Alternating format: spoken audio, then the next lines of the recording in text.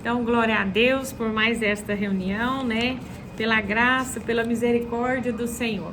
E eu sempre orando pela reunião, e foi tão interessante. Eu falei, Deus, qual o tema da reunião?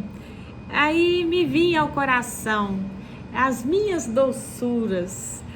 Fala para as minhas doçuras, né? Que eu me alegro com eles, né?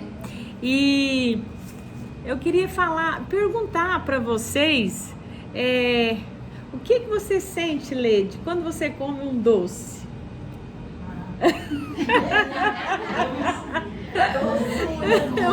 É muito bom, né? A Dalva. Bom demais. Uma tentação, né? Eu também tô quase não podendo mais. Mas você gosta, né? Muito bem, sociável, você é alegre, né? Traz uma alegria. Pior, viu? A Luciana. É uma sensação assim de prazer, né? De prazer, né? Parece que a gente fica bem, né? Fica agraciado, assim, né? Enfim, o Elvio, é verdade.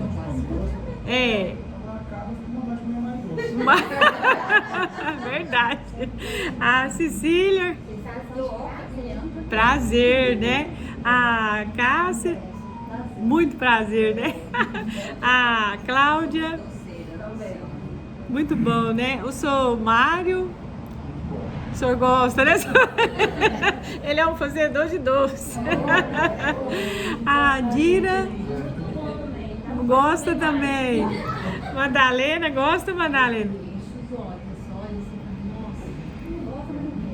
É muito bom. Tem hora que a gente não pode, mas não resiste, né? Suene, gosta de doce, Suene? O senhor Antônio gosta de doce? Hoje mesmo tem um pacote.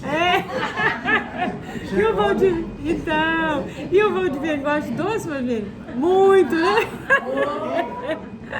A Maria. Apesar de não comer, como vai que é o céu, né? É bom.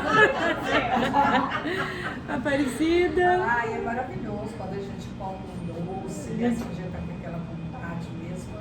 Parece que tira até um estresse, né?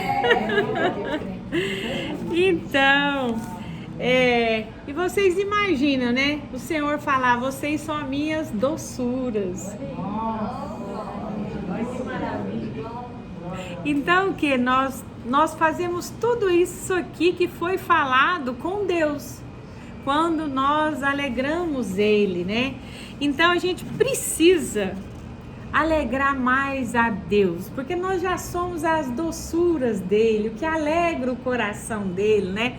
Eu penso que Deus lá do céu, ele fica assim nos contemplando e assim tendo prazer em nós, na nossa vida, né? E nós vamos começar lendo Romanos 12, o versículo 1 e o 2.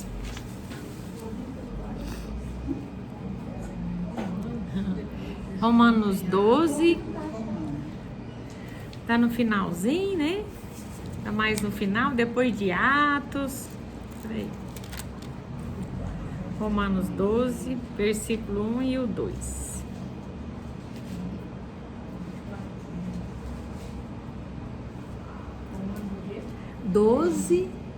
Versículo 1 e 2.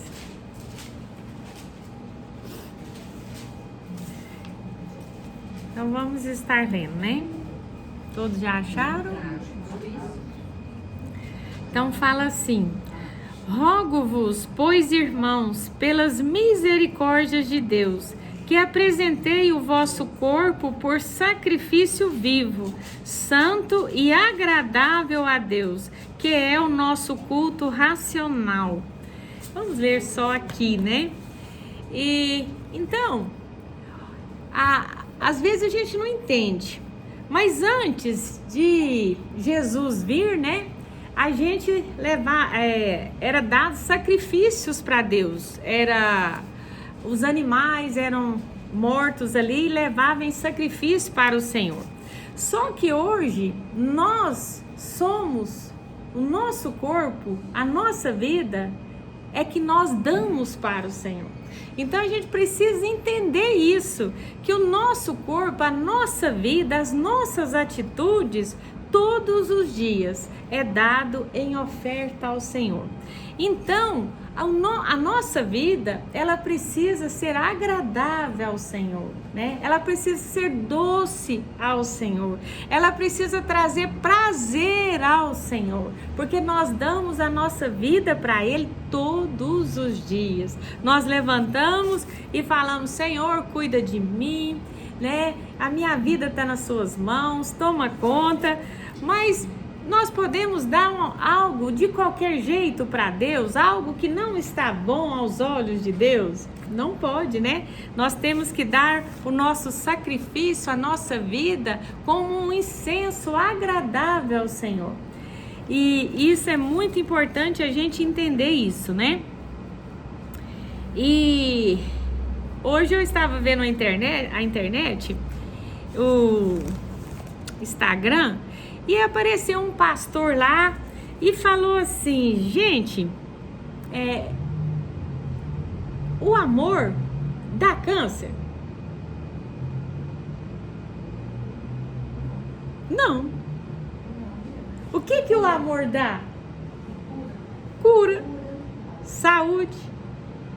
Então, o amor, ele gera vida na vida das pessoas. Então, ele não gera câncer e ele pode curar um câncer, né? Mas o ódio, o que ele faz com as pessoas? Doença. E gera o quê? Câncer. Então, o ódio, a mágoa, os ressentimentos, as tristezas, vai gerando o quê? O câncer. Mas o amor gera vida. Então, nas nossas vidas, nós precisamos ter o quê? O amor de Deus, né? E a vontade de Deus para as nossas vidas é que a gente ame Ele de todo o nosso coração e a gente procure andar do jeito que Ele tem determinado para as nossas vidas. Às vezes nós acordamos de manhã e nós falamos para o Senhor: Senhor, me guia, me dirige, né? Me conduz naquilo que o Senhor quer. Então nós acordamos e eu vou ilustrar para vocês. Aí nós ficamos debaixo da nuvem de Deus. Então Deus está nos dirigindo. Nós olhamos para Ele: Senhor, eu estou indo, o Senhor está aí? É por aqui mesmo? Mas de repente a nuvem para. Ou seja, é para nós pararmos. E o que a gente faz? Continua. Então a gente precisa andar debaixo da direção de Deus, buscando a Deus e olhando se o nosso caminho, Deus ainda está nele. Porque às vezes nós queremos trilhar um caminho por nossa conta. Não, Deus parou, mas eu vou prosseguir. E às vezes, pela bondade, pela misericórdia de Deus, nós somos abençoados. Mas certamente nós vamos pagar algum preço por não ser conduzidos por Ele. Porque é muito importante na nossa vida a gente andar em obediência a Deus e pedindo para Ele sempre nos dirigir em todas as coisas. Porque o inimigo, gente, ele não dorme. Se você for pensar, Sansão, ele foi um homem que foi levantado por Deus para abençoar ali o povo dele. E Sansão, ele devia muitas obediências ao Senhor. E uma delas era que ele não podia cortar o cabelo, que ele não podia comer nada que tivesse coisa morta, coisa imunda. E Sansão, ele parou de andar debaixo da nuvem. Ele começou a achar que ele era o tal. E aí, eu estudando aqui, ele estava andando e ele viu um leão morto. E ali naquele cadáver, naqueles ossos ali do leão, as abelhas fizeram um favo de mel ali. E Sansão sabia que Deus falou que ele não poderia comer nada impuro. Então, comer o mel pode? Pode, é muito bom. Mas a palavra para ele, em nada impuro você pode tocar, não pode comer. Ele simplesmente foi lá, pegou o favo de mel naquela carniça lá, naquele negócio de leão e comeu. E ali começou a decadência de Sansão. Então, gente, Deus, ele tem planos e projetos na nossa vida, mas nós precisamos o que também? Obedecer o que ele tem falado com nós. A gente não é mais nós que decide a nossa vida, mas é o Senhor. Então a gente tem que andar de acordo com o que ele quer de cada um de nós, né? Então a desobediência levou Sansão ao fracasso, né? E quando eu estava orando pela mensagem, Deus trazia no meu coração: gosto muito de ver meus filhos enfrentando gigantes. Aí eu falei: Deus, mas é muito difícil enfrentar o gigante, é difícil enfrentar uma enfermidade, é difícil enfrentar um problema financeiro, um problema familiar. E ele falou: mas eu gosto, porque é impossível me agradar sem fé. É impossível. E quando vocês enfrentam os gigantes da vida de vocês, eu sou exaltado. E vocês também. Então, é muito importante, gente, a gente entender quem está conosco. E a gente ser pessoas corajosas, fortes e que não temem nada e enfrentam os gigantes que vêm até nós, né? E a gente vê claramente isso na vida de Davi, né? Davi, o Golias ali estava enfrentando o povo de Israel, e ali Davi viu aquilo e ele falou: eu vou contra você em nome do Senhor dos Exércitos. E Davi foi e enfrentou aquele gigante com uma pedra, mas ele sabia quem ia destruir o gigante. Então, por que Davi era um homem segundo o coração de Deus? Pela fé e pela coragem que Davi tinha. Então, quem aqui quer ser um homem ou uma mulher segundo o coração de Deus? Fé, coragem, valentia, saber quem está conosco vai nos dar vitória, né? E Josafá também, gente, ele enfrentou ali um grande gigante. 3 povos ali se levantou contra ele, contra o exército dele. E Josafá, ele falou: gente, mas Deus, é impossível a gente vencer esses 3 povos aí, eu esqueci lá, os malequitas, que lá.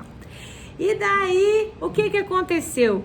Ele chamou o povo para orar, chamou a igreja para orar, chamou a igreja para jejuar e chamou o povo para louvar a Deus. E ali, ele começou a jejuar e orar e aclamar, e Deus aparece para Josafá e fala para ele: essa guerra não é sua mais, ela é minha. Eu que vou vencer essa batalha. Você pode ir, porque eu darei vitória. Então, gente, o que Josafá fez? Qual foi a valentia de Josafá? Ele teve a fé no Deus de Israel. E ele falou: não, vamos chamar todo o povo e vamos começar a orar e a jejuar, e Deus vai intervir ao nosso favor. E o que aconteceu? Deus interviu. E aquela batalha que era impossível ser vencida, porque era milhões de pessoas contra um exército menor, foi vencida. Porque quando nós clamamos a Deus, não importa o problema, não importa o gigante, Deus chega e fala: essa batalha não é sua mais, não é você que vai vencer ela, sou eu. Então, gente, na nossa vida, a gente não precisa ficar muito preocupado, mas a gente tem que saber quem está conosco. A gente tem que andar debaixo da nuvem, debaixo da direção de Deus, orar, clamar, não desanimar, e Deus vai nos dar vitória, né?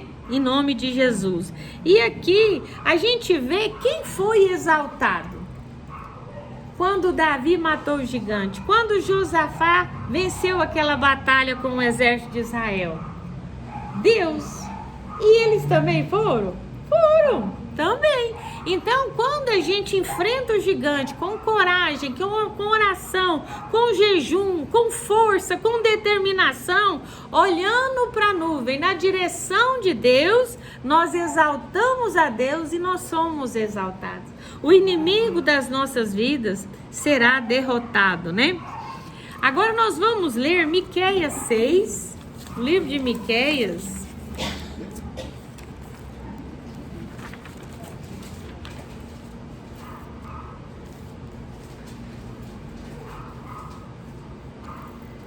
Miqueias 6, vamos ler somente o versículo 8.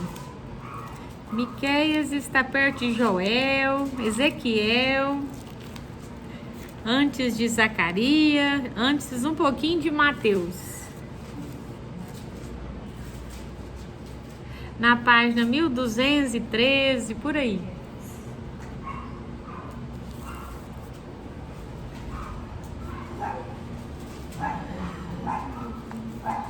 Miqueias 6, 8 e depois Miqueias 7, 18.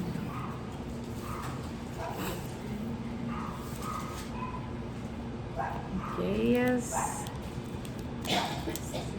depois de Jonas. Então fala assim, Miqueias 6, 8. Ele te declarou, ó homem, o que é bom e que é o que o Senhor pede de ti, que pratiques a justiça e ames a misericórdia, e andes humildemente com o teu Deus. O 7:18. Quem, ó Deus, é semelhante a ti, que perdoas a iniquidade e te esqueces da transgressão do restante da tua herança. Ó Senhor, não retém a sua ira para sempre, porque tem prazer na misericórdia. Aleluia!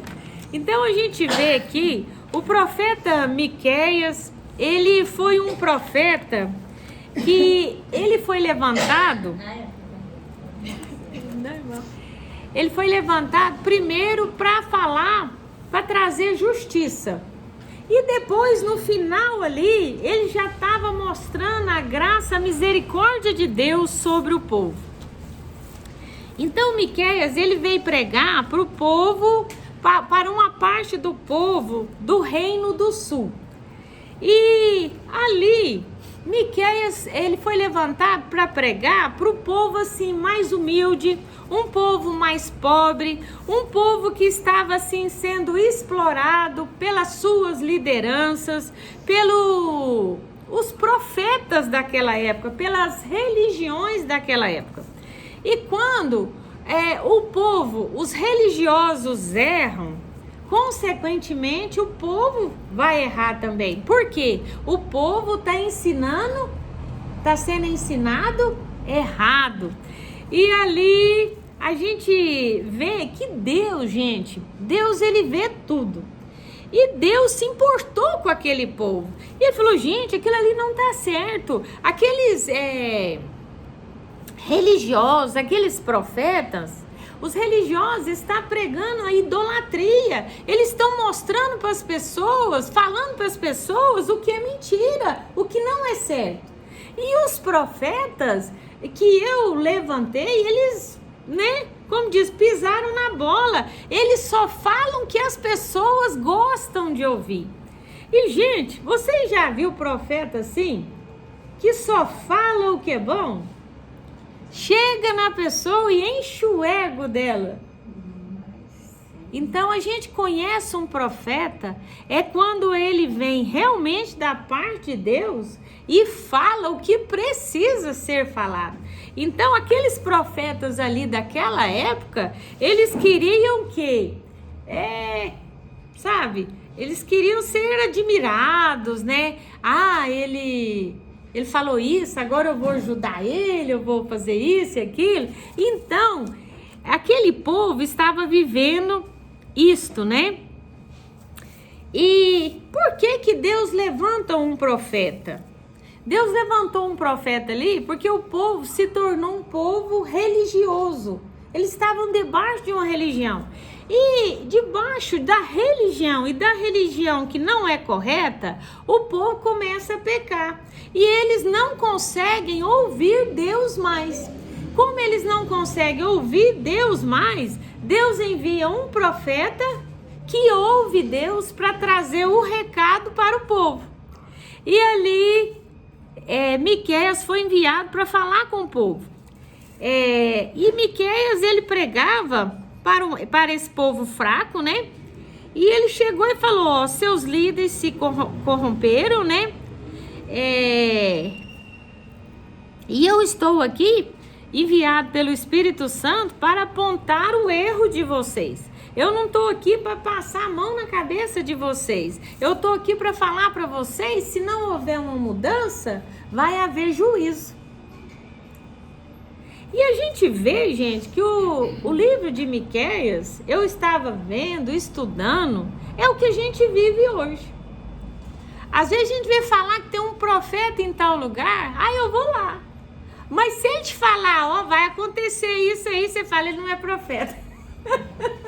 Ó, você larga essa vida errada sua, fala, nossa, aquele lá não é um profeta. Mas é o contrário, aquele que fala a verdade, que é o verdadeiro profeta. Aquele que fala sem se importar o que vai acontecer com ele, é o verdadeiro profeta. E Miqueias foi esse homem, né? E ali os profetas estavam errando e precisando ser desmascarados, né? E Deus me falava, tem falsos profetas se levantando na terra. Tem muitos, gente. Quantas falsas religiões existem? Quantas pessoas estão sendo enganadas? Se a gente for falar aqui tantas seitas que tem, que fala assim, se você não for para minha igreja, você não salva. Aí já não é Jesus que salva mais, é a denominação, né? Mas a gente também não pode ir para uma denominação que prega idolatria, que prega coisas erradas.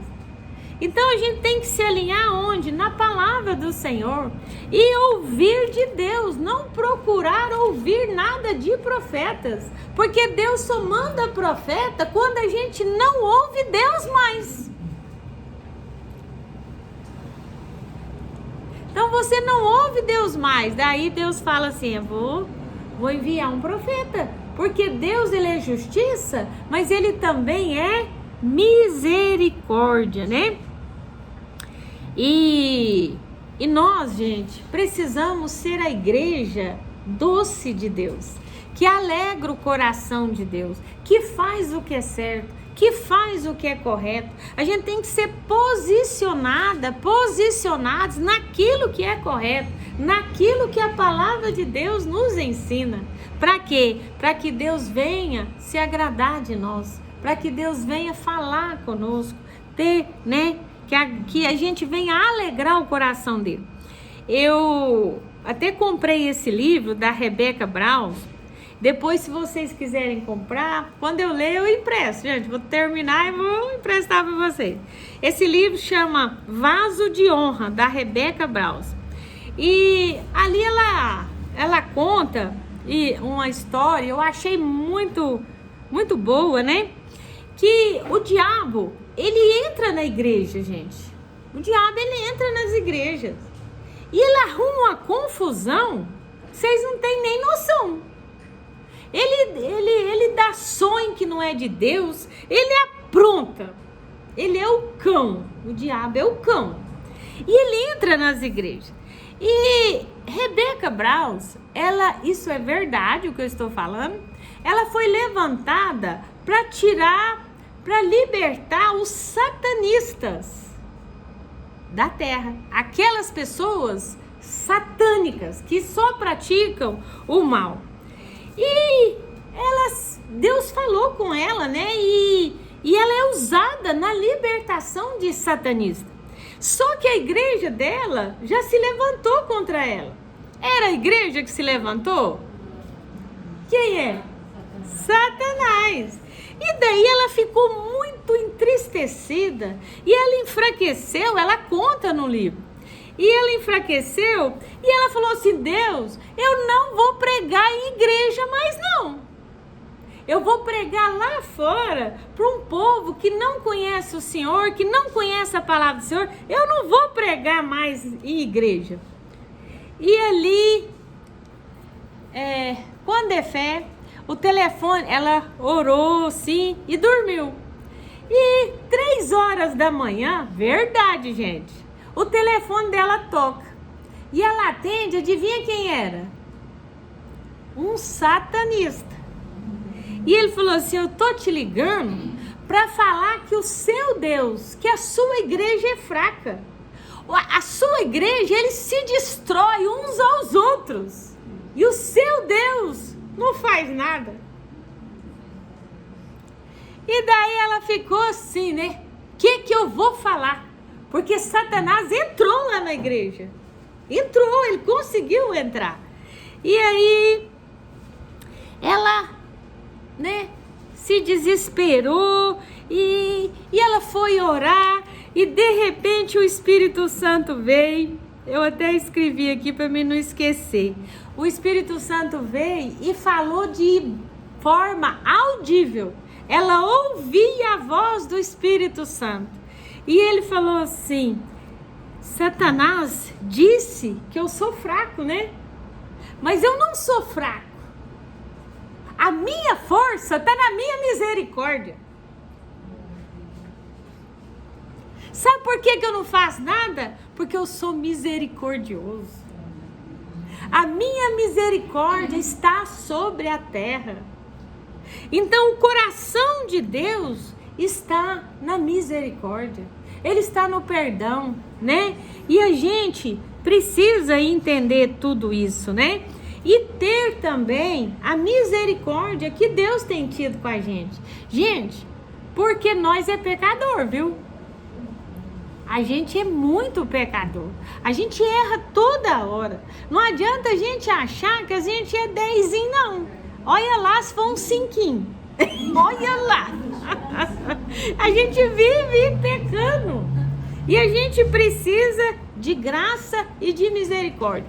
E a gente precisa entender quem está por trás de todo o problema que chega até nós, né? E o que Deus falou também para ela audível? Não saia da igreja. Eu amo a minha igreja. É Satanás que tem que sair de lá. Então você vai orar para Satanás sair da minha igreja. Porque eu amo a minha igreja. A minha igreja é a minha doçura. Amém? Então a gente precisa entender isso. Que Deus é amor, é perdão e misericórdia, né? E só para vocês entenderem o amor, a misericórdia de Deus, eu gosto de contar testemunho para as pessoas frisar bem a palavra, entrar bem e não esquecer. Tem um testemunho de um pastor que chama Antônio Carlos e teve um dia que ele foi arrebatado. Deus arrebatou ele. E logo, isso aqui também, gente, é verdade. Tudo que eu estou falando aqui é verdade. Então esse pastor, ele foi arrebatado. E nesse arrebatamento dele, tinha um telão. E esse telão começou a mostrar a vida dele desde o ventre da mãe dele. E ele falou assim: gente, eu lembro daquilo ali. E de repente, quando ele chegou nos 7 para 8 anos, estava assim apagado. E daí ele falou assim: por que o senhor apagou ali? Eu sei o que aconteceu nos meus 7 anos. Aí Deus falou assim para ele: mas dos seus pecados eu não me lembro. Você lembra? Eu não. Porque quando você foi lá, com 7 anos, roubou um carrinho daquele menino lá na igreja e chegou na sua casa com aquele carrinho, assim, daí ele foi falando para Deus, né? Que ele tinha roubado lá o carrinho, porque Deus não se lembrava. Não era Deus que estava falando, era ele. Eu roubei o carrinho e levei para minha casa. Minha mãe fez eu ir lá e devolver aquele carrinho. E eu pequei, mas eu fui lá e me consertei. Aí Deus falou, por isso que eu não me lembro mais.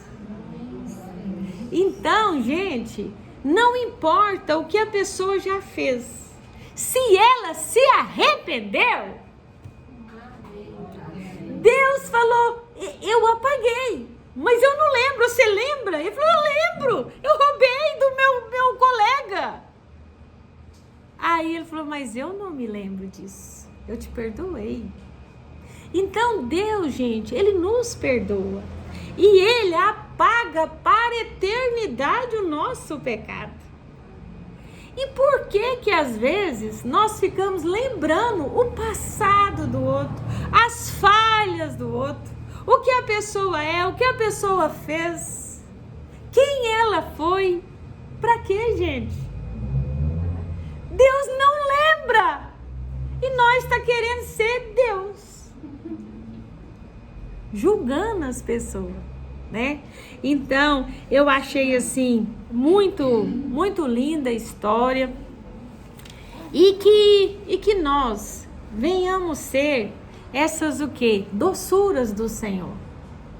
Sermos doces, amáveis com as pessoas. Aonde a gente for, que a gente leve prazer, mesmo às vezes tendo que falar algo que está errado. Porque pessoas corretas não passam por cima de erro, não, gente. Não passa. Mas tem que falar com o quê?